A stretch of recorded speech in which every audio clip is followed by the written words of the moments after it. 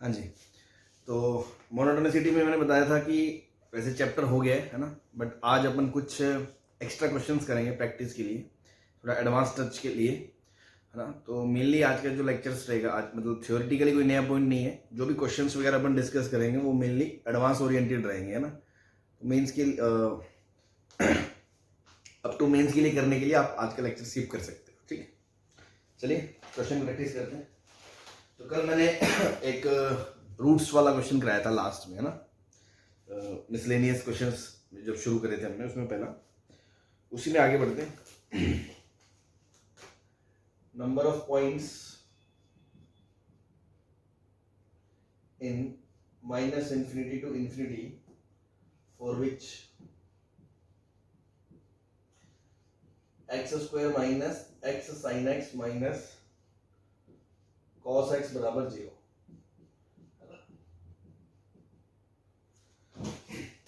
यही का क्वेश्चन है, ठीक है। ये तो फिर भी थोड़ा सिंपल है ना। आपको याद हो नहीं याद हो तो आप लेक्चर देख सकते हो। सेम क्वेश्चन मैंने आपको आईएमवीटी में कराया था, कॉन्टिन्यूटी में। लास्ट क्वेश्चन, लास्ट चैप्टर जब हमने खत्म करा था तो last question of the chapter यही था, लेकिन वहां मैंने मिनिमम नंबर ऑफ रूट्स की बात करी थी कि मिनिमम रूट्स बता दो सर। क्यों? उस टाइम अपन मोनोटोनिसिटी नहीं जानते थे, तो मिनिमम रूट्स की बात करी थी। तो मिनिमम रूट्स हमने क्या बोला था, क्योंकि ये फंक्शन कंटिन्यूस है, कंटिन्यूस है, कंटिन्यूस है, तो ओवरऑल फंक्शन कंटिन्यूस है, कंटिन्यूस है। फिर हमने देखा था जीरो पे वैल्यू इसकी कितनी है, -1 है। तो मैंने कहा था देखो जीरो पे वैल्यू -1 है, और प्लस इन्फिनिटी पे इन्फिनिटी है, और माइनस इन्फिनिटी पे माइनस इन्फिनिटी है, प्लस इन्फिनिटी है। तो यहां से यहां जाएगा तो एटलीस्ट वन रूट आएगा। कॉन्टिन्यूटी आईएमवीटी क्या कहती है, अगर एक पे पॉजिटिव एक पे नेगेटिव है और फंक्शन कंटिन्यूस है तो बीच में कम से कम एक बार जरूर जीरो होगा। हो सकता है इससे ज्यादा बार भी जीरो, बट कम से कम एक बार जरूर जीरो होगा। तो मैंने कहा था कम से कम एक रूट इधर और कम से कम एक रूट इधर, एटलीस्ट 2 रूट आएंगे। तो वहां हमने जो क्वेश्चन लिया था वो लिया था एटलीस्ट कितने रूट होंगे, तो कॉन्टिन्यूटी आईएमवीटी से हमने बता दिया था एटलीस्ट 2। बट यहाँ क्वेश्चन में या ऑप्शंस में ऐसा नहीं है एटलीस्ट ऐसा कुछ नहीं है। एग्जैक्टली वो पूछ रहा है कितने ऐसे पॉइंट्स हैं जिसपे ये जीरो होता है, ठीक। अगेन, अब अगर मान लो ऐसा पॉसिबल होता कि अगर मैं अलजेब्रा और ट्रिगो को अलग अलग करके इस तरह से दो फंक्शन बना लेता, f बराबर जी एक्स, कि अगर मैं f का भी ग्राफ इजीली बना पाऊं और g का भी ग्राफ इजीली बना पाऊं, तब तो मैं ग्राफ से डील कर देता, नंबर ऑफ सॉल्यूशन के लिए कितने जगह इंटरसेक्ट करते। बट वो भी यहाँ इतना वो नहीं है ना, ऐसा कोई स्टैंडर्ड से फंक्शन नहीं आ रहा है कि मैं कहूंगी मेरे लिए बहुत टेम्पटिंग है graph banana. So that's why I will think about monotonicity. Consider the function fx. ठीक है ना। भाई एग्जाम में तो क्वेश्चन आएगा तो आपको सोचना पड़ेगा, रूट्स की बात है तो आपको ये ट्रिग्नोमेट्रिक इक्वेशन भी लग रही है, मतलब ट्रिग्नोमेट्रिक अलजेब्राइक, ठीक है ना। मिनिमम मैक्सिमम से भी ऐसे क्वेश्चन हमने बाउंड्री वहां करे होंगे, ट्रिगो में की बाउंड्री केस, इसलिए मैक्सिमम इतना है, ये मिनिमम इतना है, ऐसा कुछ भी नहीं दिख रहा, ग्राफ से भी नहीं दिख रहा। देन अपन मोनोटोनिसिटी पे आएंगे कि तो मैंने सोचा late the function is x square minus x sine x minus cos x. F dash x निकालो, वो आएगा 2x माइनस एक्स को डिफरेंशिएट करेंगे तो साइन एक्स बचेगा, एक्स को छोड़ देंगे तो साइन एक्स का कोस एक्स आएगा, और minus minus plus sine x, ये कट जाएगा, एक्स कॉमन आ जाएगा तो माइनस कॉस एक्स। अब देखो ये चीज हमेशा पॉजिटिव है, तो सारा दारोमदार किसके कंधों पे है, एफ डैश एक्स का, एक्स के ऊपर। अगर एक्स जीरो है तो ये जीरो है, अगर एक्स पॉजिटिव है तो ये पॉजिटिव, एक्स नेगेटिव है तो नेगेटिव है। मतलब आपको क्या पता चला, फंक्शन डिक्रीजिंग है स्ट्रिक्टली यहां से यहां तक, और फिर यहां से यहां तक स्ट्रिक्टली इंक्रीजिंग है, तो मिनिमम वैल्यू क्या आएगी, 0 पे। तो यहां से यहां तक स्ट्रिक्टली इंक्रीजिंग है, तो 0 पे वैल्यू कितनी है, -1, इधर इन्फिनिटी पे इन्फिनिटी, माइनस इन्फिनिटी पे इन्फिनिटी। तो कॉन्टिन्यूटी ने तो सिर्फ ये बताया था आईएमवीटी ने कि एटलीस्ट 1 है, इसने क्या बता दिया, यहां से यहां तक फंक्शन कंटिन्यूअस है और स्ट्रिक्टली इंक्रीजिंग है, ठीक है ना। कंटिन्यूअस है और स्ट्रिक्टली इंक्रीजिंग है, तो पक्की बात है आपका एक ही रूट आएगा बीच में एक्स एक्सिस में, एक इधर और एक इधर, तो आंसर क्या आएगा, एग्जैक्टली 2 रूट्स। बात समझ में आ गई? हाँ जी, ठीक। अगर आ गई तो अगला क्वेश्चन आपके सामने है, x की power 4 minus 4x cube plus 12x square plus x minus 1।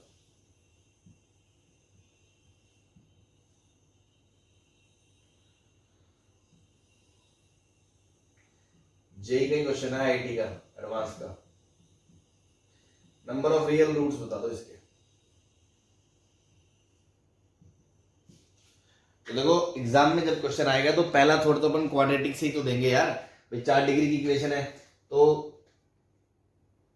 सबसे पहले क्या होता है, अगर कुछ क्वाड्रेटिक है उसमें कन्वर्ट हो पाए तो ऐसा तो है नहीं, क्योंकि क्यूबिक का भी टर्म है, एक्स का भी टर्म है, एक्स स्क्वायर का भी टर्म है। फिर आप सोचोगे हिट एंड ट्रायल से कोई रूट मिल जाएगा, वो भी आप तुक्का धक्का मार के देख लोगे, नहीं मिलेगा आपको। हिट एंड ट्रायल मतलब क्या है, 1, 2, 3, ज्यादा से ज्यादा हाफ, 1/2 इतना ही मारो, वो भी आपको रूट नहीं मिल रहा।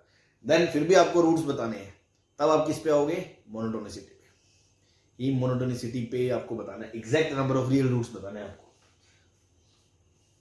इतना तो मैं कॉमन सेंस से बता सकता हूँ, इसके रियल रूट या तो 0 होंगे या 2 होंगे या 4 होंगे, क्योंकि हमने थ्योरी ऑफ इक्वेशन पढ़ा है वहां, तो हमें पता है इमेजिनरी रूट आते हैं तो पेयर में आते हैं अगर कोफिशिएंट रियल है, अदरवाइज नहीं आते हैं। तो कोफिशिएंट रियल है तो आंसर में 1 और 3 तो पॉसिबल नहीं है, या तो 0 या 2 या 4 है, इतना तो हम समझते हैं। बट फिर भी एग्जैक्टली क्या है उसके लिए हमें इस फंक्शन को एनालाइज करना पड़ेगा। तो मैंने कहा let the function is fx इज इक्वल्स टू x की power 4 minus 4x cube plus 12x square plus x minus 1। मैंने f' निकाला क्योंकि कंटीन्यूअस एंड डिफरेंशिएबल फंक्शन है। f' निकाला तो आ गया भाई साहब 4x cube minus 12x square plus 24x plus 1। अभी भी मेरे पास क्यूबिक है, क्यूबिक को भी हमें कुछ नहीं उखाड़ते हम, क्यूबिक का क्या उखाड़ सकते हैं हम, हिट एंड ट्रायल से तुक्का मार सकते हैं, मार लो। 1 रखा 24 28 नहीं, 2 रखा 48 8 32 32 48 80 81 4 48 नहीं है ना। तो अपनी तो सिट्टी बिट्टी गुल हो रही है कि छोड़ो, चलो अगले डेरिवेटिव की बात करते हैं। एफ डबल डैश एक्स, क्यों, क्वाड्रेटिक को थोड़ा अपन संभाल लेंगे, क्वाड्रेटिक अपनी औकात के अंदर है ना, ये सब तो बाहर हो जाते हैं।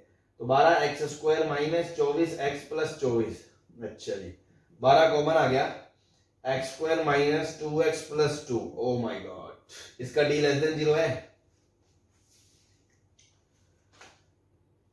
बोलो।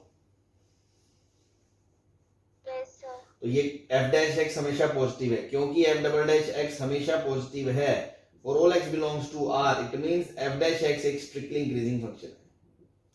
अब f डैश x एक स्ट्रिक्टली इंक्रीजिंग फंक्शन है, तो देखो माइनस, अब इसका ध्यान से देखना, बहुत अच्छा क्वेश्चन है ये। f डैश x एक स्ट्रिक्टली इंक्रीजिंग फंक्शन है, तो अगर मैं बात करना चाहूं कि सपोज ये रैंडम ग्राफ, रफ ग्राफ बनाना चाहूं, तो स्ट्रिक्टली इंक्रीजिंग है, तो f डैश x की बात कर रहा हूं मैं, f डैश x की। अगर x इंफिनिटी है तो f डैश x की वैल्यू कितनी है, इंफिनिटी है, लीडिंग कोएफिशिएंट पॉजिटिव है ना। और अगर x माइनस इंफिनिटी है तो f डैश x की वैल्यू कितनी है, माइनस इंफिनिटी है, और वो स्ट्रिक्टली इंक्रीजिंग है, और 0 पे वैल्यू कितनी है, 1 है, 0 पे वैल्यू कितनी है, 1 है। तो क्या ग्राफ ऐसा होगा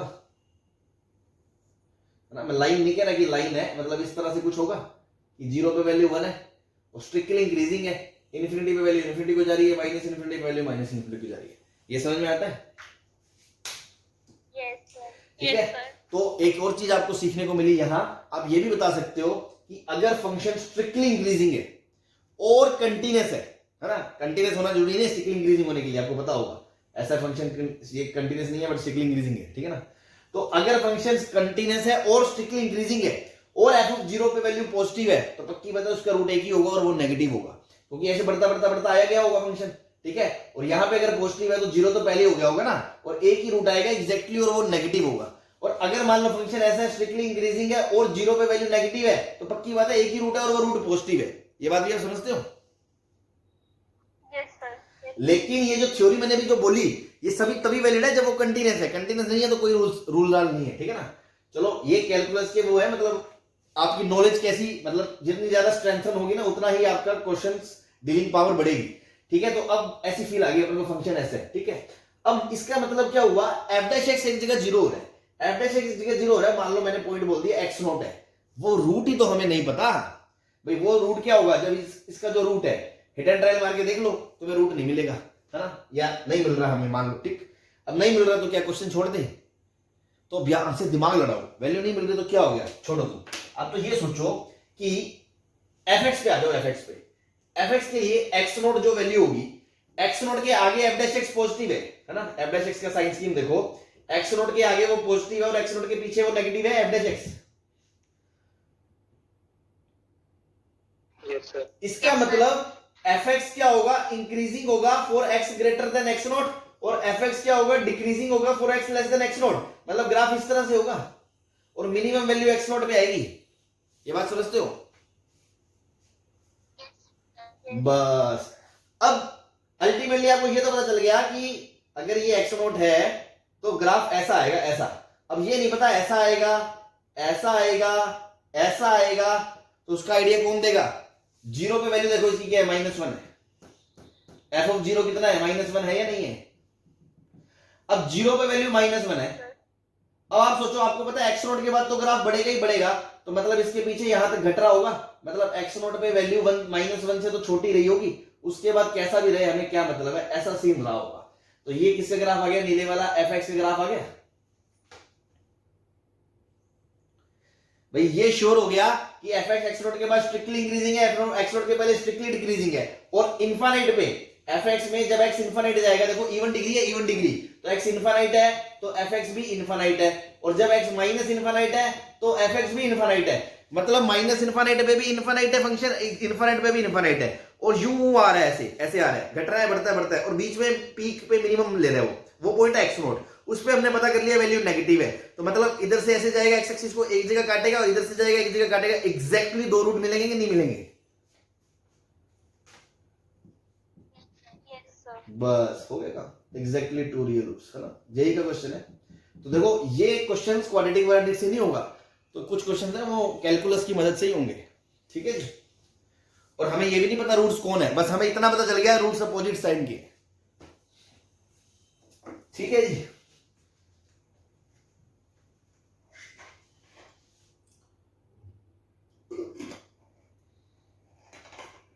मिटा दो,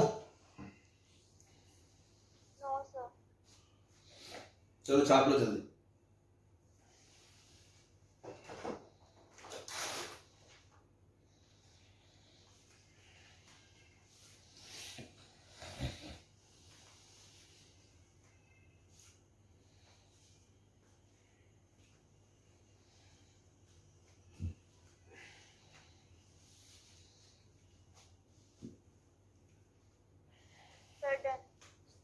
चलो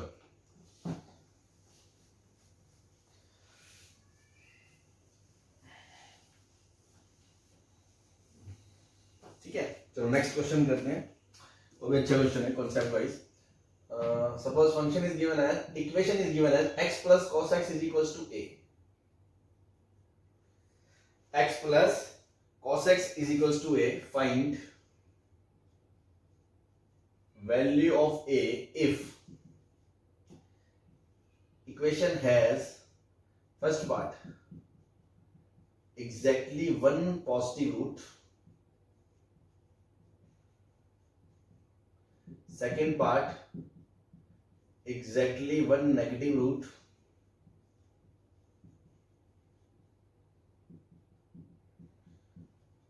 exactly one root is 0, ठीक है जी। ध्यान दें, आप फंक्शन देखें x प्लस cos x को थोड़ा एनालाइज करें, कंटीन्यूअस डिफरेंशिएबल फंक्शन है, दोनों ही कोई दिक्कत नहीं है, डिफरेंशिएट कर दो मुंह फाड़ के, f डैश x क्या आएगा? 1 माइनस साइन x आएगा, क्या ये 0 है, 0 से बड़ा है हमेशा,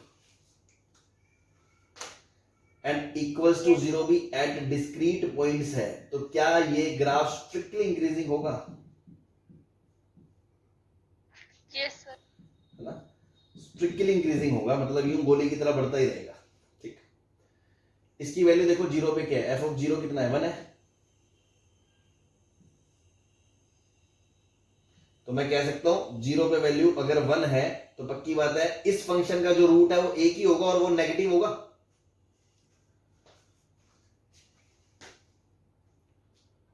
यस सर।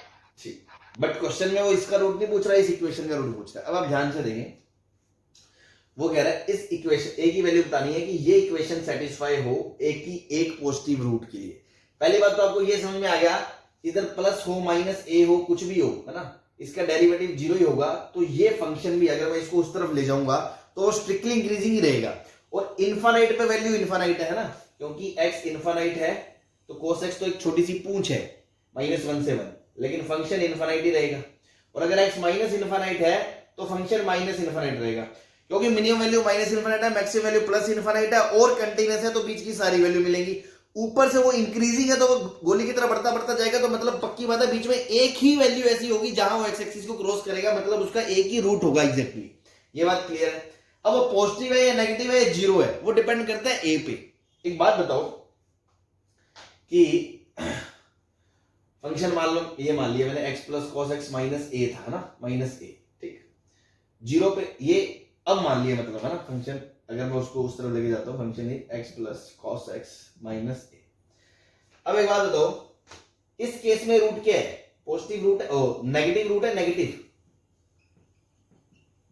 अगर ए की जगह जीरो होता है, Yes, और sir. अगर मान लो ए की जगह हाफ भी हो जाए, हाफ, तो माइनस हाफ करते ही पूरा ग्राफ नीचे खिसक जाएगा।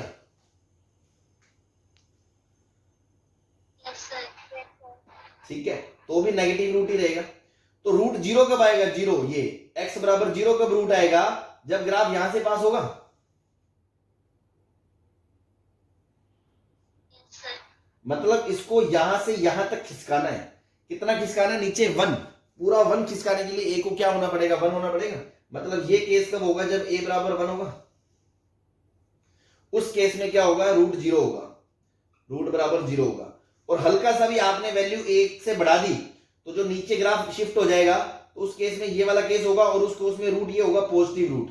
तो positive root if a is greater than one, and इस केस में negative root if a is less than one. ये बात समझ में आ गई, Yes, sir. बस खत्म।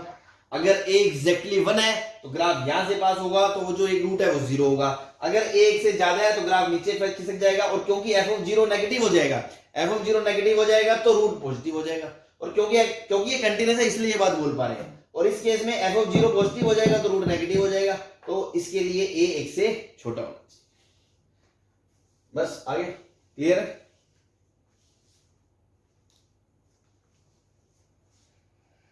हाँ जी, कोई परेशानी। No, sir.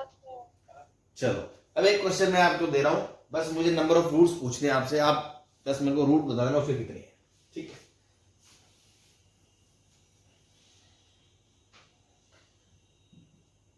Find number of zeros of the function, है ना, जीरोस ऑफ द फंक्शन वही होता है, एक ही बात होती है, एफ एक्स बराबर one upon one plus x cube minus three x plus sine x.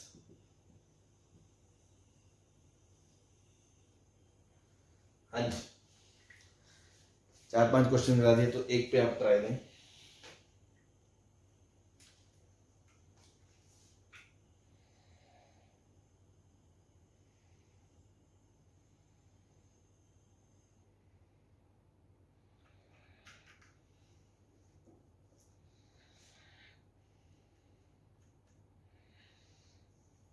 हाँ भाई, तो ऐसी करेगी जनता, एफ डैश एक्स निकालेगी, वन अपॉन एक्स का क्यूब नहीं है, ये शायद होल क्यूब है, होल क्यूब है, होल क्यूब।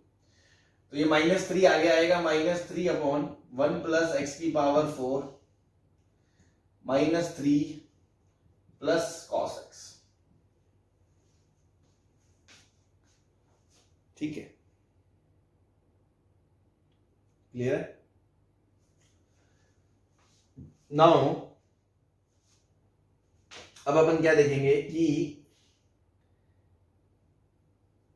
माइनस तीन कॉमन ले लिया, तो one plus one upon one plus x की power four plus cos x बच गया।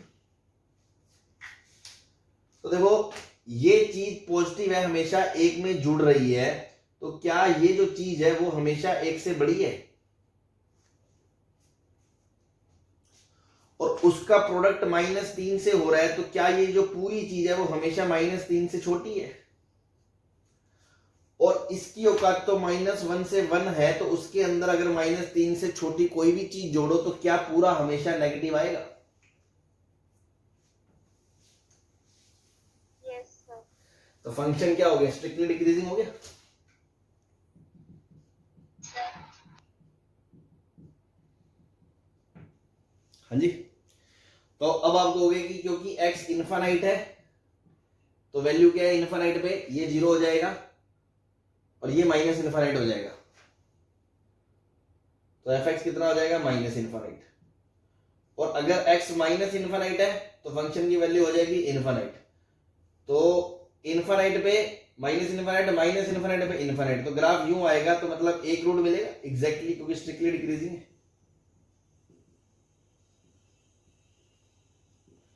क्लियर है? Yes, sir. बस यही मार्क आ गया, ये गलत है। क्यों? क्योंकि ये फंक्शन कंटिन्यूस नहीं है। x बराबर -1 पे ये फंक्शन डिसकंटिन्यूस है। बस यही लफड़ा हो गया। जैसे आपको याद हो, जब अपन शुरू में 1 वगैरह पढ़ते हैं, उस टाइम पे मोनोटोनिसिटी मेथड बताते हैं, बोलते हैं dy/dx अगर पॉजिटिव है तो फंक्शन 1 होगा, या सिर्फ नेगेटिव है तो 1 होगा। तो वहां मैं एक एग्जांपल कराता हूँ ना, कि y बराबर 10x है तो y डैश x² आता है, और बच्चे सोचते हैं ये तो हमेशा 0 है, 0 से बड़ा है तो 1 फंक्शन हो गया। ऐसा थोड़ी है भाई, वो डिसकंटिन्यूस है ना, इसलिए वो फंडा नहीं लगेगा।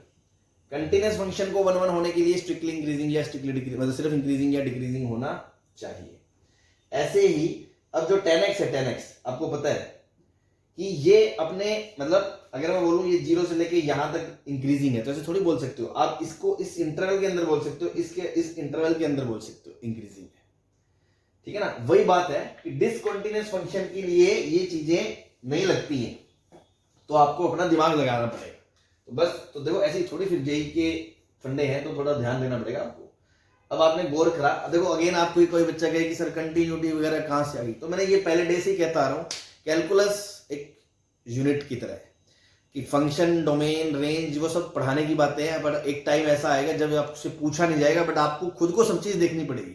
आपको यहाँ डोमेन भी देखना पड़ेगा, आपको कोई लिमिटिंग वैल्यू भी निकालनी पड़ेगी, आपको कॉन्टिन्यूटी भी देखनी पड़ेगी, आपको डिफरेंशिएबिलिटी भी देखनी पड़ेगी, और आपको फिर आगे की बात भी करनी पड़ेगी। तो यहाँ पे x बराबर -1 पे फंक्शन इज डिसकंटिन्यूअस है, तो आपको पता, अगर मैं इसका ग्राफ बनाऊंगा तो -1 तो इसके डोमेन में आएगा ही नहीं, तो ग्राफ ऐसा बनेगा। अब देखो एग्जैक्ट मैं ग्राफ बनाना चाहूं अगर, तो आप देखो -1 के जस्ट इधर लिमिटिंग वैल्यू निकालोगे, जब x टेंड्स टू -1 प्लस -1 के इधर राइट हैंड LHS निकालूंगा, तो ये अगर x प्लस 1, देखो x प्लस 1 कहां को जाएगा, 0 प्लस को जाएगा, तो x प्लस 1 का क्यूब कहां को जाएगा, 0 को जाएगा, तो x प्लस 1 का क्यूब अपॉन 1 रेसिप्रोकल कहां को जाएगा, प्लस इनफाइनाइट को जाएगा। तो ये तो -3 और ये एक फाइनाइट वैल्यूज है, इसमें माइनस इनफाइनाइट जोड़ भी दोगे तो माइनस इनफाइनाइट ही रहेगी। तो जो लिमिट है, लिमिट fx, वो क्या आएगी, माइनस इनफाइनाइट आएगी, सॉरी प्लस इनफाइनाइट आएगी। बोलो, अगर मैं LHL निकालूंगा यहाँ LHL, तो देखो x अगर -1 से छोटा, तो उसमें 1 जोड़ूंगा तो वो 0 से छोटा, उसका क्यूब 0 से छोटा, उसका रेसिप्रोकल -∞ को टेंड करेगा। Yes, sir. तो ये -∞ को टेंड कर रहा है, ये तो छोटी छोटी चीजें हैं, वो जोड़ भी तो कोई फर्क नहीं पड़ता। तो fx के जस्ट पहले लिमिटिंग वैल्यू क्या आएगा, -1 के -∞। अच्छा, तो इसके जस्ट बाद तो ग्राफ यहां प्लस इनफाइनाइट है, और 0 पे वैल्यू क्या है, 0 पे 0 0 0 पे वैल्यू 1 है, तो 0 पे वैल्यू पॉजिटिव है, 1 है, 0 वैल्यू 1 है, और ऐसे आएगा और ऐसे घटता हुआ नीचे जाएगा, क्योंकि प्लस इनफाइनाइट पे भी फंक्शन की वैल्यू क्या है, माइनस इनफाइनाइट है। तो देखो यहां से ग्राफ ऐसे है, क्योंकि इसके बीच तो कंटिन्यूअस है और डेरिवेटिव तो नेगेटिव है, इसलिए स्ट्रिक्टली डिक्रीजिंग है। फिर इसके पीछे यहां तो प्लस इनफाइनाइट है, नेगेटिव माइनस इनफाइनाइट है, और क्योंकि जब x माइनस इनफाइनाइट को जा रहा है तो फंक्शन की वैल्यू कहां को जा रही है, इनफाइनाइट को जा रही है, रख के देख लो। तो फंक्शन यहां से आएगा, यहां से, और स्ट्रिक्टली डिक्रीजिंग है क्योंकि f' नेगेटिव है और कंटिन्यूअस है, तो बस इस तरह आएगा। तो कितने रूट आएंगे, 2 रूट्स। समझ में आ गई बात? Yes, sir. ठीक है ना। तो डिसकंटिन्यूटी, कंटिन्यूटी, डिफरेंशिएबिलिटी, ये सब चीजें आपको देखनी पड़ेंगी, लिमिट शिमिट। तो इसीलिए मैंने कहा था कि मेंस वेंस के लिए आज का लेक्चर आप स्किप कर सकते हो, ये जस्ट थोड़ा बेटर अंडरस्टैंडिंग के लिए है आपको।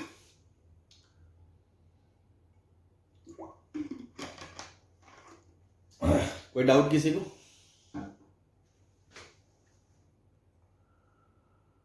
No, sir. ठीक।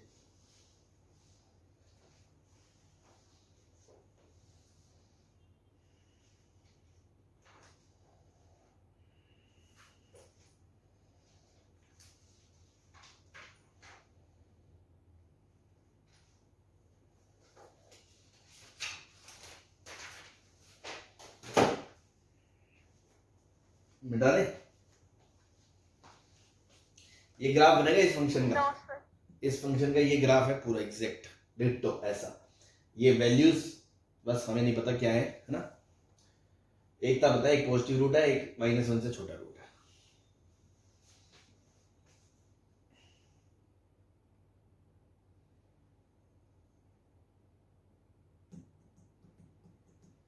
तो मैंने आपको पहले ही कहा था जैसे जैसे ईओडी हम पढ़ेंगे ग्राफ्स के लिए आपकी अंडरस्टैंडिंग बढ़ती रहेगी। अब देखो मैंने इस फंक्शन का ग्राफ बना लिया अपन ने, है ना, तो बस ये मैक्सिमम मिनिमम वाला पार्ट और पढ़ने के बाद अपन तो फिर बना सकते हैं, है ना, जो अपने बजट वाले हैं, मतलब किसी का भी अपन ग्राफ ठीक कर सकते हैं।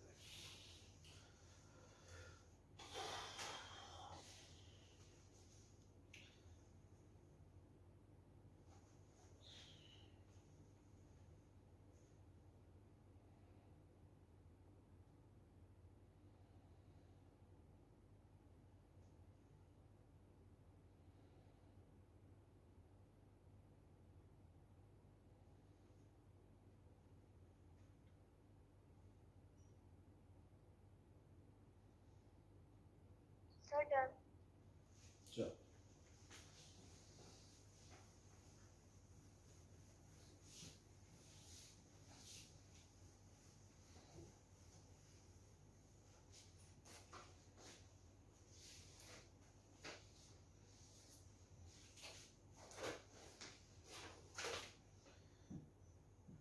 px माइनस क्यू का मोड प्लस आर एक्स का mode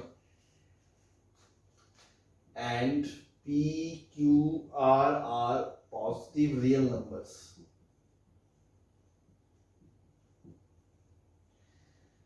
fx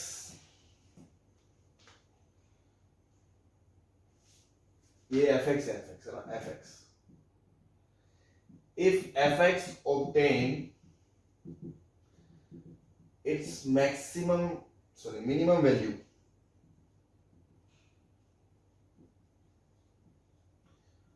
only at one point,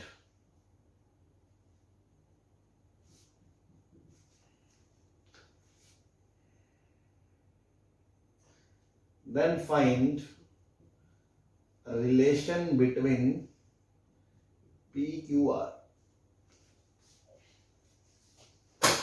ठीक, मतलब एक फंक्शन है ये कह रहा है कि एग्जैक्टली एक ही जगह मिनिमम वैल्यू अटेंड कर रहा है, तो पी क्यू आर में क्या रिलेशन, ऑप्शंस दिए जैसे something something P Q R में क्या होगा।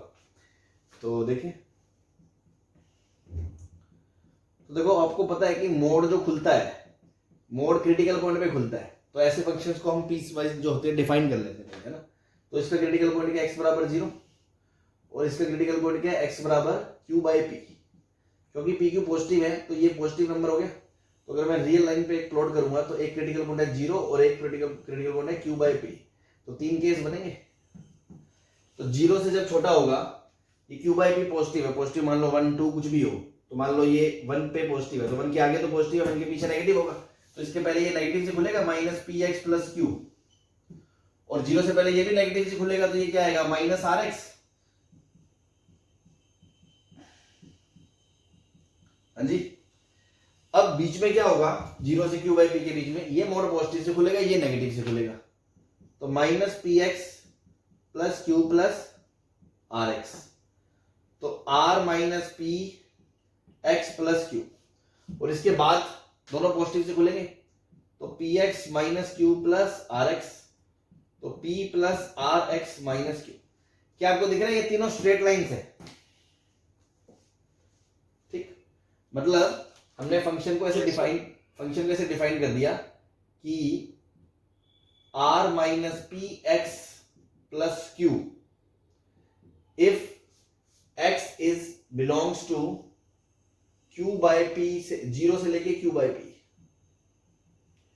अगर x 0 से छोटा है तो वो फंक्शन बनेगा minus p plus r into x plus Q, और अगर x 0 p बाई क्यू से बड़ा है q बाई पी से, तो आएगा p plus are x minus Q.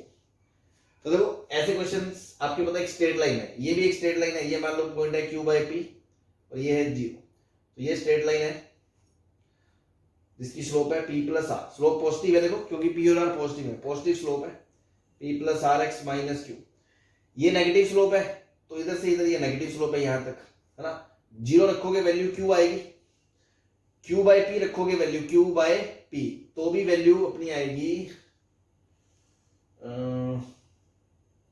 एक सेकंड, यहां 0 रखोगे वैल्यू क्यू आएगी, इसमें 0 रखोगे इधर से वैल्यू क्यू आएगी, इधर क्यू बाय पी रखोगे क्यू बाय पी, तो are minus p into q by p plus q, तो ये देखो पी कट गया, माइनस क्यू कट जाएगा, तो आर क्यू बाय पी आएगी value, r q by p, ठीक है ना, जो भी आएगी वैल्यू है ना, छोड़ो उसको। अब होगा क्या, अगर ये बीच का जो पोर्शन है, बीच का यहां से लेके यहां तक, उसकी लाइन ये है, अगर आर पी से बड़ा हो गया तो पॉजिटिव स्लोप आएगी, मतलब फिर तो यहां से लेके यहां तक ये वैल्यू ऊपर चली जाएगी और लाइन ग्राफ ऐसा बनेगा पॉजिटिव स्लोप। ये कौन सा केस है, जब आर बड़ा होगा पी से। अगर मान लो आर छोटा होता है पी से, अगर मान लो दूसरा केस आर छोटा होता है पी से, तो ग्राफ कैसा बनेगा, ये तो था ही, ये तो था ही, लेकिन आर छोटा हो गया मतलब नेगेटिव स्लोप होगी, नेगेटिव स्लोप होगी मतलब यहां से लेके यहां तक लाइन ऐसे बनेगी और फिर ये ऐसे जाएगा। और अगर आर और पी बराबर हो गया तो कांस्टेंट आ गया क्यू, तो ग्राफ ऐसा बनेगा। ये बात समझ में आती है? Yes, sir. तो देखो इस केस में यहां से लेके यहां तक हमेशा मिनिमम वैल्यू है, लेकिन उसने क्या कहा है, मिनिमम वैल्यू होनी चाहिए सिर्फ एक ही पॉइंट पे, तो ये तो अलाउड नहीं है। इसमें सिर्फ मिनिमम इस पे अलाउड है, इसमें सिर्फ मिनिमम इस पे अलाउड है, तो ये दोनों केस अलाउड है, मतलब मुद्दे की बात है कि P बराबर R नहीं होना चाहिए। तो answer is P can not be is equals to R। सही है?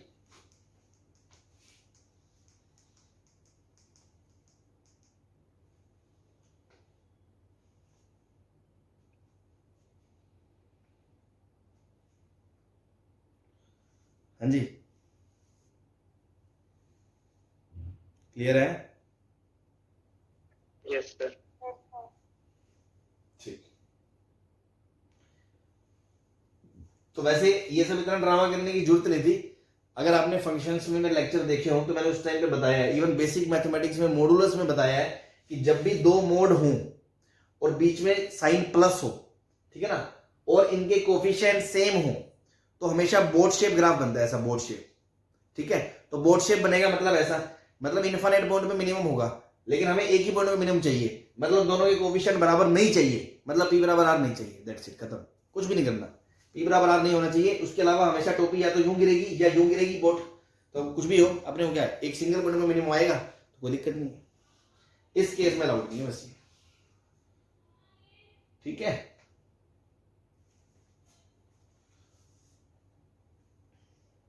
या यहाँ पे मोनोटोनिसिटी से भी कर सकते थे, है ना, कि मान लो चलो डिफाइन भी कर लिया और उसके बाद ये f था तो f डैश x निकाल लिया, यहाँ से f डैश x निकालते तो क्या आता है, यहाँ से माइनस p प्लस r, यहाँ से निकालते f डैश x क्या आता है r माइनस p, और यहाँ से f डैश x निकालते तो क्या आता है p प्लस r।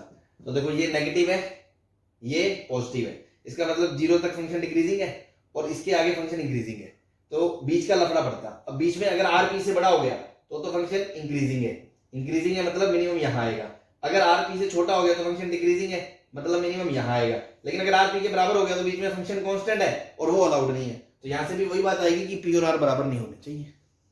अगर बिना ग्राफ के मोनोटोनिसिटी से करें तो भी बात बन रही है, ये बात समझ में आ रही है कि फंक्शन डिफाइन करने के बाद डेरिवेटिव निकाल लिया, ये हमेशा नेगेटिव मतलब फंक्शन डिक्रीजिंग है, ये हमेशा पॉजिटिव मतलब फंक्शन इंक्रीजिंग है, मतलब देखो ये ए है ये बी है, यहाँ तक तो फंक्शन डिक्रीज कर रहा है, यहाँ के आगे फंक्शन इंक्रीज कर रहा है, इसके बीच का लफड़ा रह गया, बीच के लफड़े में अगर वो पी आर बी से बड़ा है तो यहाँ पे भी डिक्रीजिंग है, मतलब मिनिमम आएगा एक पॉइंट पे, इंक्रीजिंग है तो भी आएगा, लेकिन अगर कांस्टेंट हो गया तो इनफाइनाइट पॉइंट पे मिनिमम हो जाएगा, so P can not be equals to R. Clear है? Yes, sir. Yes, sir. ठीक है, बस यही था। और सीधा मोड़ के ग्राफ अगर याद होते फिर तो अपन तुरंत ही बोल देते बस ये नहीं चाहिए, ये नहीं चाहिए, मतलब P बराबर R नहीं चाहिए, कुछ नहीं करना, ठीक है। चले आगे। Yes, sir.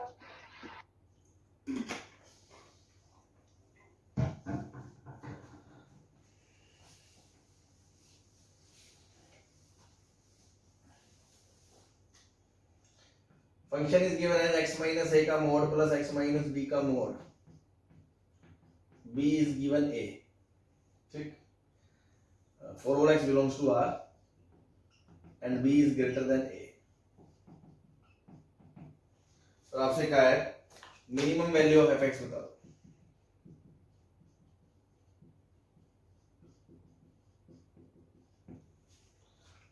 Minimum value of F x बता दो।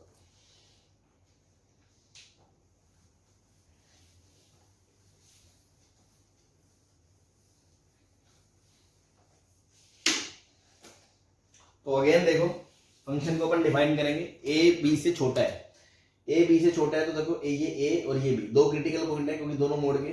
अब एक्स अगर ए से छोटा हुआ तो ये मोड नेगेटिव से खुलेगा, ये मोड नेगेटिव से खुलेगा तो क्या आएगा ए माइनस एक्स का क्यूब, क्योंकि माइनस एक्स माइनस ए आएगा, और दूसरा आएगा एक्स माइनस बी का क्यूब। सॉरी ये पॉजिटिव, दोनों नेगेटिव से खुलेंगे ना, दोनों नेगेटिव से खुलेंगे तो ये आएगा बी माइनस एक्स का क्यूब। ठीक, तो a से जब छोटा होगा तो x माइनस ए वाला मोड भी नेगेटिव से खुलेगा, नेगेटिव से खुलेगा मतलब माइनस एक्स माइनस ए मतलब a माइनस एक्स, और ये वाला मोड भी नेगेटिव से खुलेगा, है ना। तो दोनों मोड नेगेटिव से खुलेंगे तो ये बन गया फंक्शन। ठीक, और बीच में क्या होगा a से b के बीच में कि वो वाला तो पॉजिटिव से खुलेगा तो x माइनस ए का क्यूब, और ये वाला नेगेटिव से खुलेगा तो minus plus b minus x का क्यूब कर लो, है ना, एक ही बात एफ एक्स वाई बराबर। और b के आगे क्या होगा, दोनों पॉजिटिव से खुलेंगे तो x माइनस ए का क्यूब भी पॉजिटिव से खुलेगा और x माइनस बी का क्यूब भी पॉजिटिव से खुलेगा। ये आपने फंक्शन डिफाइन कर लिया। अब f dash x y dash, तो देखो ये आएगा 3 टाइम a माइनस एक्स का square plus 3 time b minus x का स्क्वायर, और यहाँ पे x स्क्वायर का डेरिवेटिव -1 और यहाँ पे माइनस एक्स का डेरिवेटिव -1। तो क्या आपको दिख रहा है ये नेगेटिव है, मतलब माइनस इनफाइनाइट से लेके a तक फंक्शन डिक्रीज करेगा। फिर इधर देखो, इधर से y डैश निकालोगे 3 टाइम x माइनस ए का square plus 3 time x minus B का स्क्वायर, तो क्या ये हमेशा पॉजिटिव है, इंक्रीजिंग है b के आगे, तो b पे भी रखोगे तो वैल्यू इसकी 0 आएगी, इस पे कुछ वैल्यू आएगी और उसके आगे बढ़ते रहेगा बढ़ते रहेगा बढ़ते रहेगा। हाँ जी, क्या b के आगे वैल्यू बढ़ रही है और a के पहले वैल्यू घट रही है?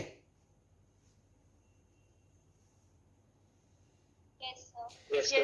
अब मतलब अब किसका सीन रह गया, इसके और इसके बीच का, तो बीच वाले का डेरिवेटिव निकालो y dash 3 time x minus ए का स्क्वायर माइनस इसका 1 और फिर x माइनस बी का स्क्वायर 3 टाइम्स, तो 3 कॉमन आ गया, अंदर देखो क्या बचेगा X square plus A square minus 2ax, यहां से आएगा minus X square minus B square plus 2bx, X square cut गया 3 times a plus B into A minus B, और यहां से प्लस 2a कॉमन आ गया, माइनस 2a कॉमन आ गया, minus 2a minus 2x common आ गया, तो बचा a minus b, a minus b बाहर ले लिया तो 3 टाइम a माइनस बी बाहर ले लिया, तो अंदर बचा a plus B minus 2x। अब तुम देखो ये तो कांस्टेंट क्वांटिटी है, ये तो नेगेटिव है, नेगेटिव है ना, ये एफ डैश एक्स में नेगेटिव है, इसका क्रिटिकल पॉइंट क्या है a plus b by 2, a plus b by 2 के आगे जाऊंगा तो ये पॉजिटिव होगा, दो बाहर निकाल लो ना, आपको ऐसे नहीं दिख रहा, दो बाहर निकाल लो, ऐसे लिख लो बस, a प्लस बी बाई 2 के आगे जाऊंगा तो ये नेगेटिव होगा, और ये नेगेटिव और नेगेटिव मिलके पॉजिटिव बन जाएगा, b और a के बीच में, हाँ, और a प्लस बी बाई 2 के पहले जाऊंगा तो ये नेगेटिव, ये पॉजिटिव है और ये नेगेटिव है, तो ये नेगेटिव है, मतलब a से b के बीच में भी यहां से यहां तक फंक्शन डिक्रीज कर रहा है, और यहाँ पे वैल्यू मिनिमम है और फिर यहाँ से यहाँ तक इंक्रीज कर रहा है, तो मिनिमम वैल्यू किस पे आएगी, एट एक्स बराबर a प्लस बी बाई 2 पे आएगी।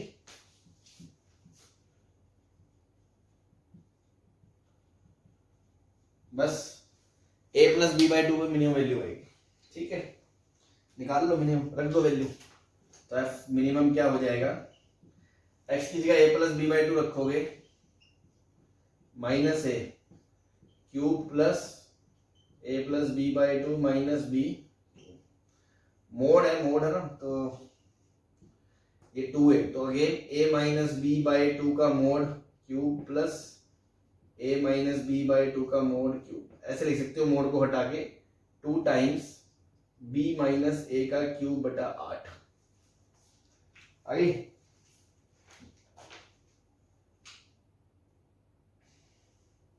अभी कोई परेशानी है? ऑब्वियसली मोड है तो मोड को तो पहले अपन डिफाइन करेंगे, उसके बाद इसको मैक्स मिनिमम देखेंगे, इसका सीधा ग्राफ तो हमें आता नहीं है, तो देख लिया हमने, ए के पहले फंक्शन डिक्रीज कर रहा है, बी के बाद इंक्रीज कर रहा है, ए और बी के बीच बचा, ठीक है, ए और बी के बीच में भी डिक्रीज कर रहा है, यहाँ तक फिर इंक्रीज कर रहा है, तो मतलब मिनिमम यहाँ आएगा, मिनिमम वैल्यू यहाँ आएगी, क्योंकि इसके बाद फंक्शन इंक्रीज कर रहा है, इसके पहले डिक्रीज कर रहा था, ऐसे आया ऐसे गया, minimum value you will get here, so input is a + b/2, तो वैल्यू आ गई वहां से। ठीक, बाकी किसी को ये मिनिमम मैक्सिमम समझने में दिक्कत आ रही हो तो ये अगला चैप्टर वही है, मैक्सिमम मिनिमम पढ़ते समय में और ज्यादा अच्छे से आ जाएगा। चलिए मिटा दें इसे। Yes, sir. ठीक,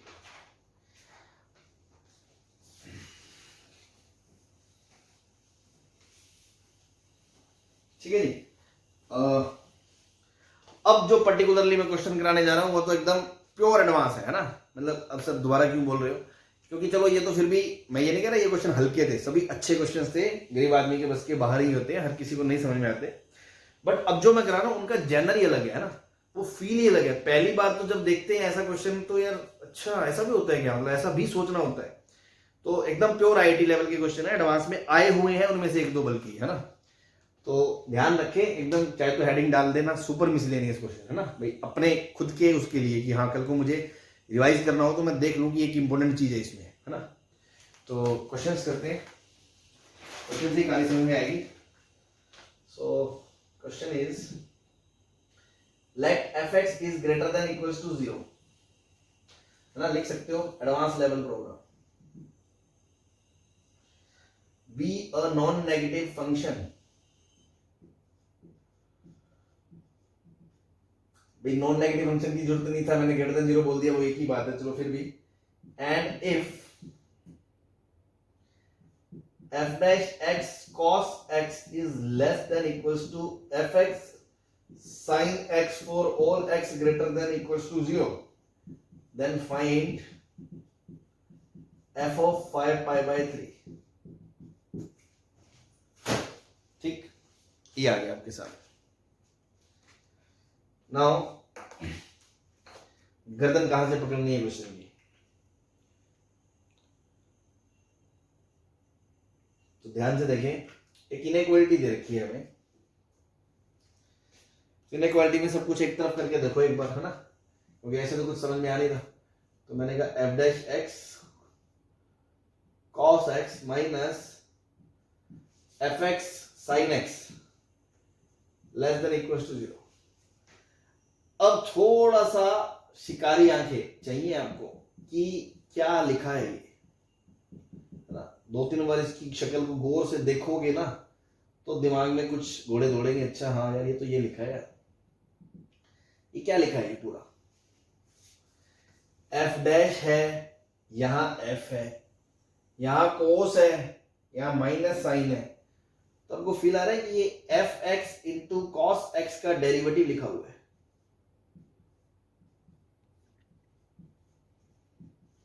Yes, sir. तो बस यही होता है मेन स्टेप क्रैक करना, कि आपको ये समझ में आ जाए कि अच्छा ये इसका डेरिवेटिव लिखा है, ओ माय गॉड, तो this is a function let be gx, है ना, तो क्योंकि gx एक फंक्शन है fx cos x और उसका डेरिवेटिव आपको दिया है less than equals to 0 for all x greater than equals to 0, तो क्योंकि g dash x greater than less than equals to 0 है for all x greater than equals to 0, तो क्या समझ में आया, gx डिक्रीजिंग फंक्शन है, gx is decreasing for all x greater than 0, ये बात समझ में आई। तो मैं ये बोल सकता हूं कि g ऑफ x हमेशा g 0 से छोटा होगा for all x greater than 0, बोलो। Yes, sir. बट लफड़ा क्या हो गया वापस, अब कोई बच्चा सोचेगा अगर मैं g 0 निकालना चाहता हूं तो मैं इसमें 0 रखूंगा, 0 रखूंगा, cos 0 तो 1 हो गया, बट f 0 क्या है, f के बारे में कोई इंफॉर्मेशन ही नहीं है हमारे पास, ना हमें कुछ पता है f के बारे में, तो सर f 0 तो मैं नहीं निकाल सकता, तो ये वैल्यू क्या होगी मुझे क्या पता, पॉजिटिव होगी, नेगेटिव होगी, क्या होगी, ठीक। फिर हमने कहा कि अच्छा अब क्या करें, पूछ तो इसने लिया एफ ऑफ 5π/3, मतलब मोनोटोनिसिटी तो यूज हो गई, अब एफ ऑफ 5π/3 तो हो रहा है। तो अपन ने अभी तक कितने क्वेश्चंस करे हैं? कल भी जो मैंने आपको कैटेगरी वाले क्वेश्चन कराए थे, टाइप 2 इनइक्वालिटी वाले, या टाइप 1 भी था, सॉरी हाँ टाइप 1, तो मैंने कहा था फंक्शन माना, उसको करा, इंक्रीजिंग डिक्रीजिंग देख लिया, मोनोटोनिसिटी लगाएंगे तो हम बोलते हैं h x greater than h a है या h x less than h b है, और अगर उसमें वो एक तरफ जीरो आ जाए तो मजा आ जाएगा। बताया था ना मैंने वो नोट 4 में, स्टेप 4 में, और हमने जो ऑलमोस्ट जो क्वेश्चन करे थे उसमें वो जीरो आ भी रहा था। हाँ जी, Yes, sir.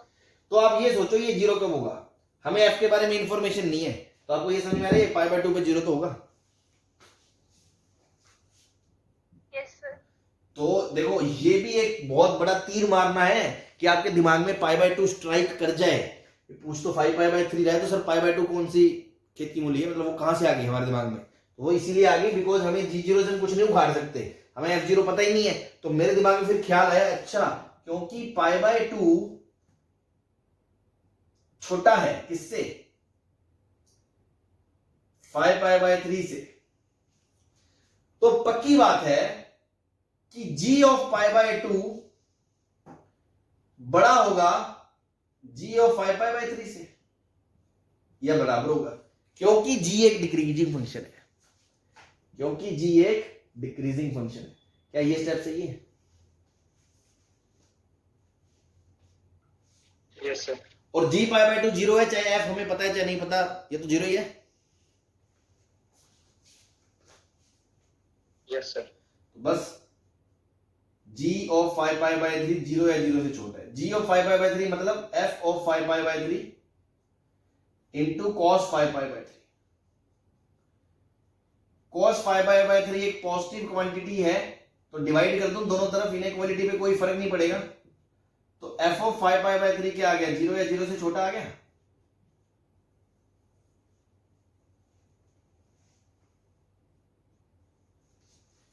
हाँ जी,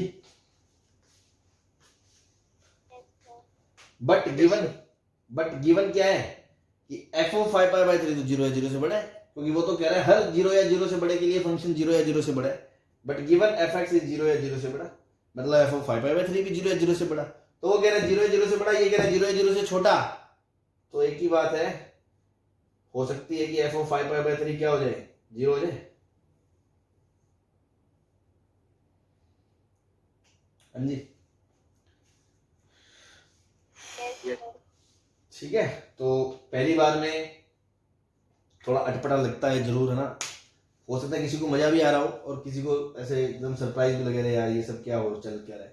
तो थोड़ा सिस्टम से देखेंगे समझेंगे तो सब चीजें आएंगी, और आते हैं ऐसे क्वेश्चन, मैं आपको दिखाऊंगा अभी एक दो करा के, मैं आईआईटी का क्वेश्चन दिखाऊंगा आपको, दो निकल जाते हैं पहली बार में सोचोगे तो, कोई बच्चा सोचेगी सर मैं कैसे समझूंगा, तो जब आप ऐसे प्रैक्टिस करके जाओगे तभी तो आप सोच पाओगे।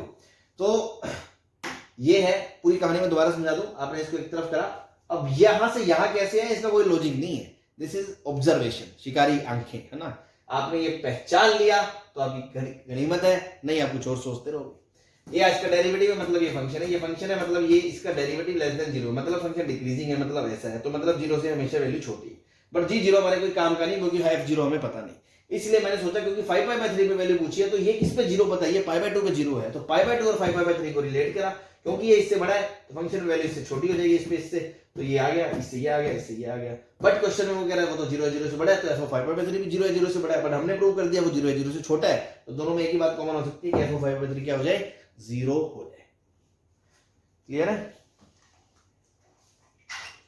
Yes, sir. चलो छाप लो, और जल्दी छाप लो थोड़ा ना, मुझे दो तीन क्वेश्चन और कराने हैं।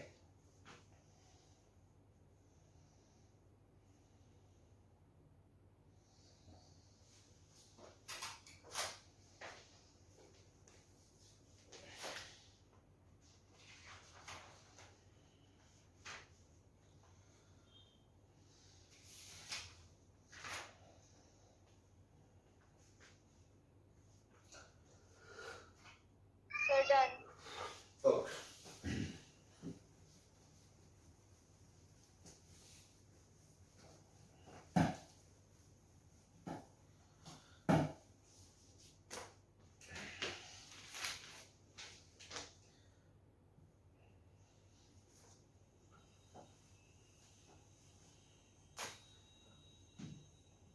fx is greater than equals to 0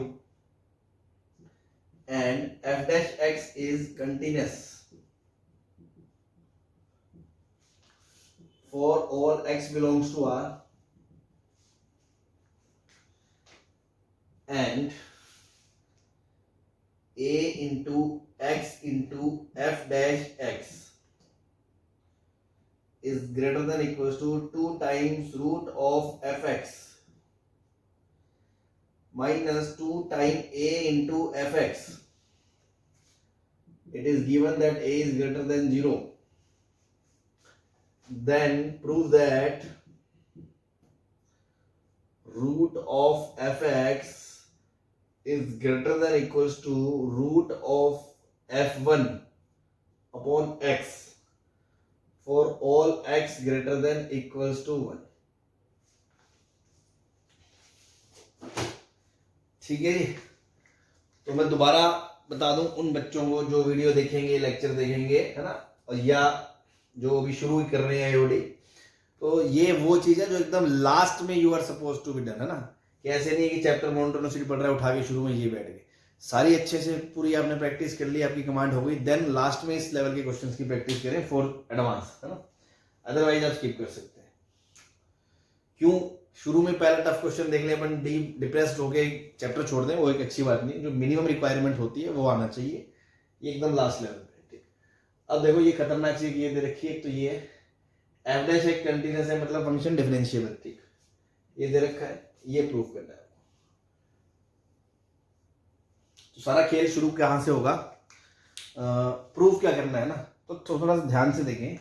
जो प्रूफ करना है, क्योंकि x क्या है, a क्या x से बड़ा है, तो क्योंकि x पॉजिटिव है तो इसको मैं इधर भेज सकता हूं।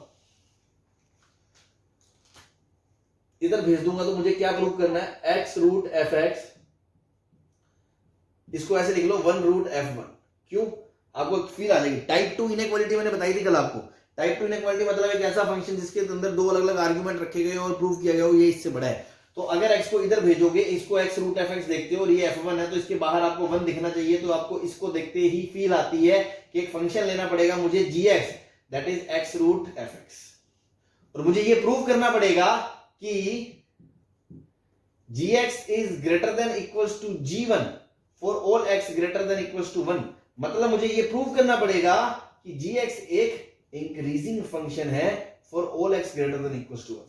ये सारी कहानी आपके बैक एंड दिमाग में चल रही है कि आपने उसको देख के ये सोचा, इसको देख के ये सोचा, इसको देख के ये सोचा, इसको देख के ये सोचा। नाउ आपके दिमाग में आ गया, अच्छा एक फंक्शन में लूंगा gx that is x root f x, उसको प्रूव करना है कि वो इंक्रीजिंग है फॉर x ग्रेटर देन 1, तो उससे ये आ जाएगा, उससे ये आ जाएगा, उससे ये आ जाएगा।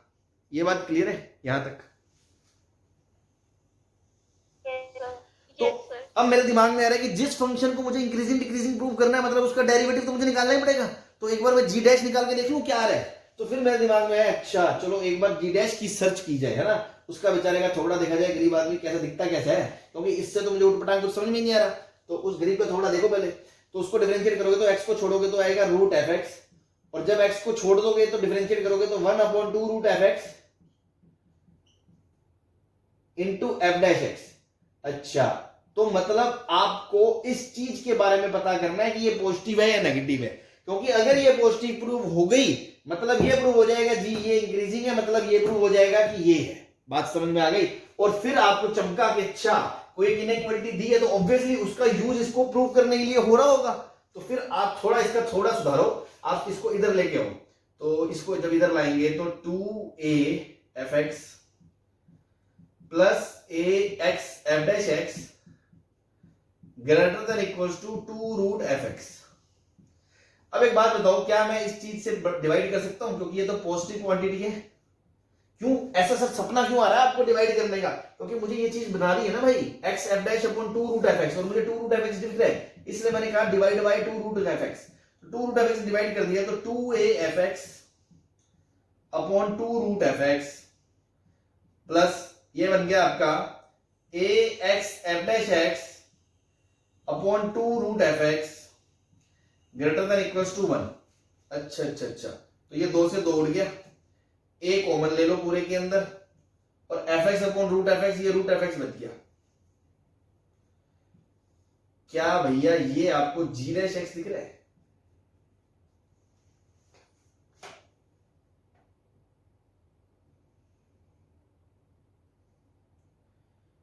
Yes, sir. a को नीचे ले जाऊं क्योंकि पॉजिटिव है, क्योंकि a पॉजिटिव है तो ये एक पॉजिटिव क्वांटिटी है। तो अगर आपने ये प्रूव कर दिया कि g डैश x किसी एक पॉजिटिव क्वांटिटी के बराबर या हमेशा बड़ा है, तो मैं ये क्लेम कर सकता हूं कि g डैश x हमेशा जीरो है, जीरो से तो बड़ा ही है। Yes, sir. बस, क्योंकि ज्यादा से ज्यादा ये जीरो हो सकता है, मैं कह रहा हूं, तो जीरो या जीरो से बड़ा है, बात खत्म। ये जीरो या जीरो से बड़ा है, इट मींस gx क्या है, एक इंक्रीजिंग फंक्शन है for all x greater than equals to 1, ठीक है ना, for all x greater than equals to 1। और क्योंकि for all x greater than equals to 1 हो रहा है, एक सेकंड, ठीक ठीक, तो for all x greater than 1 ये प्रूव हो गया। तो for all x greater than 1 हो गया तो g डैश gx इंक्रीजिंग हो गया, तो मतलब gx into gx should be greater than equals to g1। यहां से ये आ जाएगा, हैंड्स प्रूव हो जाएगा, ठीक है।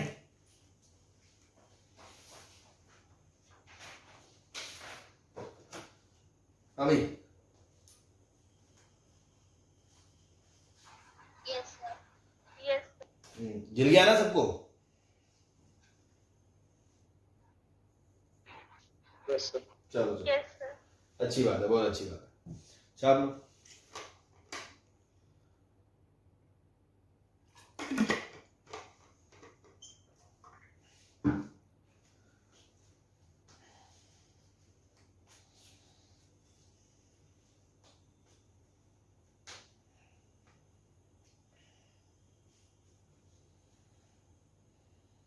Sir, done. चलो,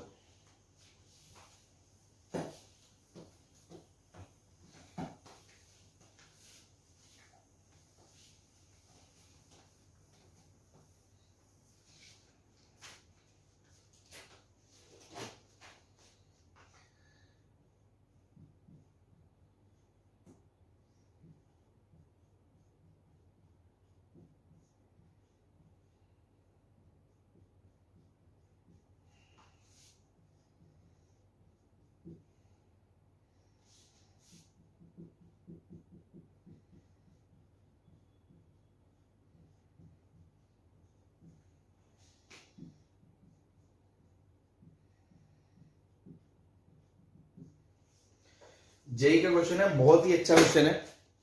इसके थ्रू एक कॉन्सेप्ट सीखने वाले हैं हम, ठीक है ना। और वो कॉन्सेप्ट देख के आपको सच में लगेगा कि पहली बार जब वो किसी ने सोचा होगा तो कैसे सोचा होगा, है ना। थोड़ा सा अटपटा लगेगा आपको, बट ध्यान रखें। और इस पे बेस्ड फिर एक आध क्वेश्चन मैं और कराऊंगा जो रिसेंटली एडवांस में आया था, जो मैं बता रहा था कि हाँ यार ऐसे क्वेश्चन आते हैं, ठीक है। तो देखो इस इक्वेशन को देखो, आपको दिख रहा है ऐसा लिखा है p dash x minus P X greater than 0।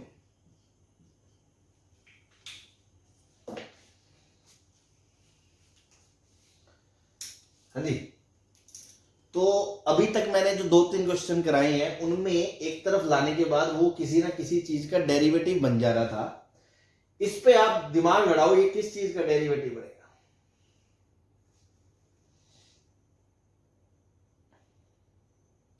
मतलब आप सोचोगे कैसे, जैसे मैंने पहले क्वेश्चन में सोचा था, वहां क्या था, एफ डैश था, कोस पड़ा था, फिर एफ था, फिर कोस का डेरिवेटिव माइनस साइन था। यहां मैं सोचूंगा कि पी डैश का डेरिवेटिव है, पी का डेरिवेटिव है पी डैश, बट साथ में कुछ है ही नहीं, साथ में कुछ है ही नहीं दूसरा फंक्शन। और दूसरी बार जब पी को छोड़ दिया तो जो दूसरा फंक्शन था साथ में, उसके डेरिवेटिव में भी कुछ नहीं दिख रहा, सिर्फ -1 दिख रहा है। तो ऐसा गड़बड़ घोटाला कब हो सकता है कि यहां जो साथ है वो भी दिखाई ना दे और उसका डेरिवेटिव जब हो वो भी दिखाई ना दे और बीच में माइनस आ जाए। वेरी गुड, वेरी गुड, है ना। मतलब ये एक वो स्टेप है जो इस क्वेश्चन का रामबाण है। अगर किसी शिकारी ने, जैसे कि इसने पहचान लिया, बहुत अच्छा ना, क्या शिकार कर रहा है, मजा आ गया। इससे आपको मल्टीप्लाई करना पड़ेगा, तो ये बनेगा p, क्योंकि ये पॉजिटिव क्वांटिटी है और इससे आप मल्टीप्लाई कर सकते हो। तो मैंने कहा देखो ध्यान से देखो, ऐसे लिखो इसको, ऐसे e की पावर -x और माइनस, और इसका जब डेरिवेटिव करूंगा देखो माइनस आगे आएगा, और e की पावर माइनस एक्स पड़ा रहेगा और पी एक्स ग्रेटर देन 0 आ गया, तब तो आप इसको पहचान सकते हो कि this is the derivative of P X into ई की power minus x is greater than 0। मतलब आपका फंक्शन एफ एक्स ये हो गया। क्या बात खोपड़ी में उतर गई कि अगर फंक्शन आप ये मानोगे पी एक्स इंटू ई की पावर माइनस एक्स, तो वो क्या कह रहा है, वो कह रहा है कि इसका जो डेरिवेटिव है एफ डैश एक्स वो 0 से बड़ा है for all x greater than equals to 1। It means f x is strictly increasing function for all x greater than equals to 1। It means f x is greater than f1। तो px into ई की power minus x is greater than f1। तो p1 into ई की power minus 1, और p1 क्या दे रखा है 0। तो px into ई की power minus x greater than 0, इससे वापस डिवाइड कर दो क्योंकि पॉजिटिव क्वांटिटी है, तो px इज ग्रेटर देन 0। ये 4x greater than 4x greater than 4x greater than prove हो गया।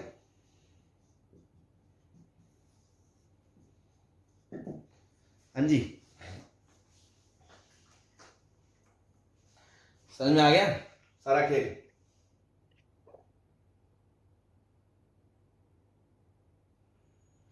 Yes, sir. तो ध्यान रखा अगली बार से, है ना, ये चीज तो अपने दिलो दिमाग में छाप लो, चाहे कॉपी के पूरे एक बड़े से पन्ने पे लिख लो लाल कलर से, है ना, कि कभी भी एफ और एफ डैश हो और प्लस माइनस हो और कोई चीज ना हो तो थिंक अबाउट ई, है ना, think about E raise to power X और E raise to power minus X, क्योंकि एक वो फंक्शन ऐसा है जो उसके डेरिवेटिव में एज इट इज आता है और कॉमन लिया जा सकता है, और माइनस है तो बीच में माइनस छोड़ा जा सकता है, ठीक है ना। तो ये सोचना, ठीक है। और भी एक इसका तरीका है सोचने का, लेकिन वो अभी हम नहीं बता सकते। वो जब आप डिफरेंशियल इक्वेशन पढ़ लोगे तो लीनियर डिफरेंशियल इक्वेशन जब पढ़ोगे उसमें भी कुछ एक ऐसी सी फील आती है, तो वहां से एक इंटीग्रेटिंग फैक्टर निकल के आता है, तो वहां से भी आप थोड़ा सोच सकते हो, बट अभी के लिए छोड़ दो। जिसको पता है मैं उसको बता दूं। सपोज ऐसा लिखा है डीपी की बाय डीएक्स माइनस पी बराबर 0, तो ये लीनियर डिफरेंशियल इक्वेशन की फॉर्म होती है। तो यहाँ इंटीग्रेटिंग फैक्टर निकलता है यहाँ पे e की पावर इंटीग्रल ऑफ इसका कोफिशिएंट -1 dx, तो -1 का इंटीग्रेशन e की पावर माइनस एक्स, ये आएगा इंटीग्रेटिंग फैक्टर। तो उस चीज से को पढ़ने के बाद भी आप थोड़ा दिमाग लड़ा सकते हो कि हाँ कि कहीं ऐसा तो नहीं इंटीग्रेटिंग फैक्टर, क्योंकि उसका जो बेसिक डेरिवेशन है जो आपको बाद में बताया जाएगा इंटीग्रेशन डिफरेंशियल इक्वेशन के अंदर, कि वहां पर भी इसको मल्टीप्लाई करके वो बेसिकली सिंगल टर्म का डेरिवेटिव क्रिएट करते हैं, ठीक है। तो ये तो दूर की बातें हैं, अभी छोड़ दो। जिन्होंने पढ़ी हुई है, कोई टारगेट वारगेट का बच्चा है तो उसको समझ में आ जाएगी, अदरवाइज छोड़ो। अभी के लिए तो अब ये सोचो कभी भी ऐसा हो तो ये ऐसा कुछ लफड़ा सोचा तो इसको देख के हमने मैनिपुलेशन कर दी, इससे मल्टीप्लाई कर दिया, ये बन गया, ये बन गया, फंक्शन ले लिया, क्योंकि डेरिवेटिव पॉजिटिव है मतलब इंक्रीजिंग है, मतलब वो f1 से बड़ा है, f1 पे वैल्यू रख दी वो 0 आ गई, मतलब ये पॉजिटिव है, इसको उड़ा दिया तो ये हमेशा पॉजिटिव है, ये प्रूव हो गया। क्लियर है? Yes, sir. बता दे। Yes, yes, sir. No, sir. अब तो यार मिट गया है ना, आप वीडियो देख लेना। सर बस नीचे वाला ही रहता है। इतना सा रह गया, चल जाएगा? Yes, sir. ठीक। Next is let f is 0 to 1 to r and fx is twice differentiable function.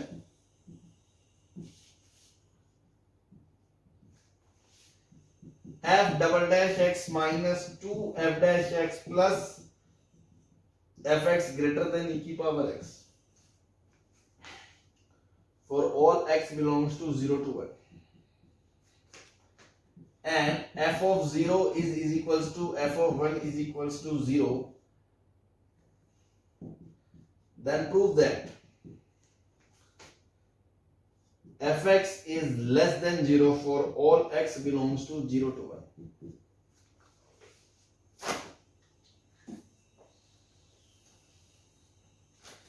JEE IT ये आई थिंक अभी रिसेंटली एडवांस जब से शुरू हुआ है 12 के बाद से 11 के बाद से, उसी में मल्टीपल चॉइस में क्वेश्चन था ना, उसका एक पार्ट है ये, सिर्फ मल्टीपल चॉइस के क्वेश्चन का एक पार्ट है आई थिंक, या कॉम्प्रिहेंशन का कोई एक पार्ट है, ठीक है। आप कॉन्सेप्ट पे ध्यान दें।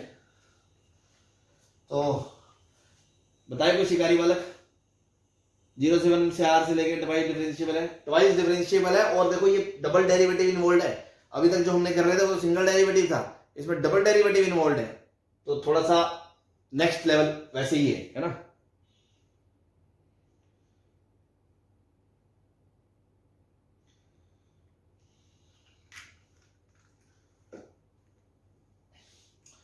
और आपको प्रूव करना है कि ये नेगेटिव है 0 से 1 के बीच और ये दे रखा है आपको। चलो तो इसी से देखते हैं सब कुछ। f double dash x minus 2 time f dash x plus F x less then e की पावर x। अगेन मैंने आपको अभी एक हिंट दिया था ना कि बड़े बड़ा दिमाग में छाप लो, कभी भी डेरिवेटिव और वो मौजूद हो साथ में और कोई मौजूद नहीं है तो थिंक अबाउट e की पावर x। तो जस्ट हिट एंड ट्रायल से शुरू करा मैंने कि सपोज मैंने फंक्शन लिया एफ एक्स इंटू ई की पावर x, तो उसका जो डेरिवेटिव आएगा ये मान लो g ले लिया, तो g डैश क्या आएगा, तो g डैश आएगा f इंटू ई की power x plus F dash into ई की power x plus F dash के साथ पॉजिटिव आएगा, नेगेटिव तो नहीं आ सकता ना, लेकिन यहाँ पे नेगेटिव है इसलिए मैंने दोबारा सोचा कि चलो ऐसा नहीं तो ऐसा लो, e की पावर माइनस x लो, तो आपको दिख रहा है कि g डैश क्या आएगा f डैश इंटू ई की power minus x minus e की power minus x into f x. फिर डबल डेरिवेटिव निकाल के देखो तो f डैश e की power minus x as it is, फिर इसको डिफरेंशिएट करा तो माइनस e की power minus x into f dash, और फिर इसको डिफरेंशिएट करा माइनस e की power minus x into f dash, और फिर इसको डिफरेंशिएट करा माइनस माइनस प्लस e की power minus x into F. तो आपको दिख रहा है e की पावर माइनस x अगर कॉमन ले लूं तो f double dash minus 2 F dash plus f बन रहा है।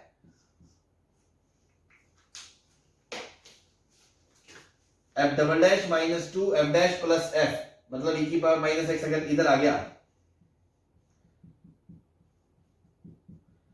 तो ये जस्ट आपने दिमाग लगाया, तुक्का मारा, कुछ भी कह लो, ऑब्जर्व करा, तो ये क्या लिखा है, double derivative of gx, g double dash x is positive.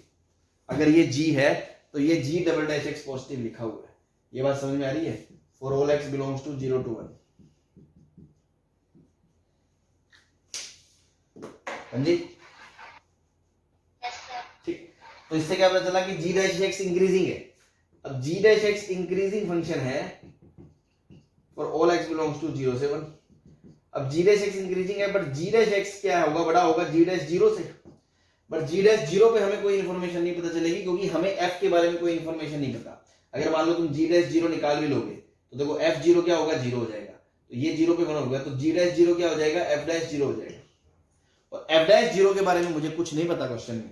तो अगर सिर्फ मोनोटोनिसिटी से देखोगे थोड़ा सा तो यहाँ अटक जाओगे। इसके बाद तो एक मैं आपको कॉन्सेप्ट बता रहा हूँ, है ना, हालांकि मैक्सिमम मिनिमम में पढ़ेंगे आगे जाके, मैं दोबारा बताऊंगा, बट फिर भी आप एक बार के लिए बस एक की पॉइंट की तरह इस क्वेश्चन में जो यूज हो रहा है उसको देख ले, है ना, टाइम नहीं है अपने पास।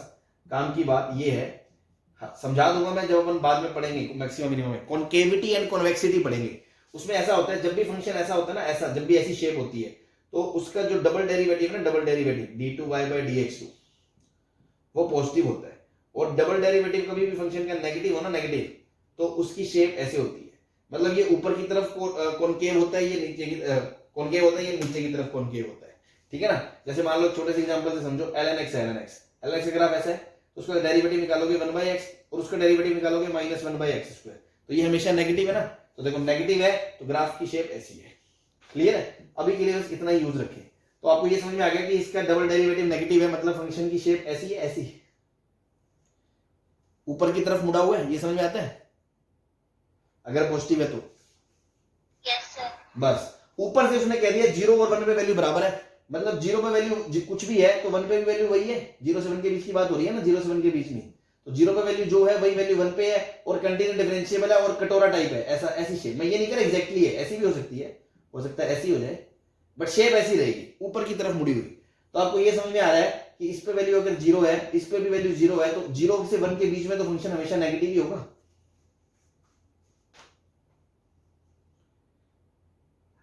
Yes sir. बस तो हो गया प्रूफ, 0 से 1 के बीच में फंक्शन हमेशा नेगेटिव होगा, हेंस प्रूफ। तो ये एडिशनल पॉइंट जो काम आया वो मैंने आपको बता दिया। किसी को नहीं समझ में अभी के लिए क्वेश्चन छोड़ दें, कॉनकेविटी कॉन्वेक्सिटी में बताऊंगा मैं, और मैक्सिमम मिनिमम में तो और क्लियर हो जाएगा। ठीक है जी, so this is all about monotonicity, है ना, बेसिक से लेकर एडवांस तक सब करा दिया। Now it's up to you कि आप प्रैक्टिस कैसे करते हैं। ठीक है, और कल बस नेक्स्ट क्लास में अपन नेक्स्ट चैप्टर शुरू करेंगे, दैट इज मैक्सिमम मिनिमा। ठीक है जी, कोई तकलीफ?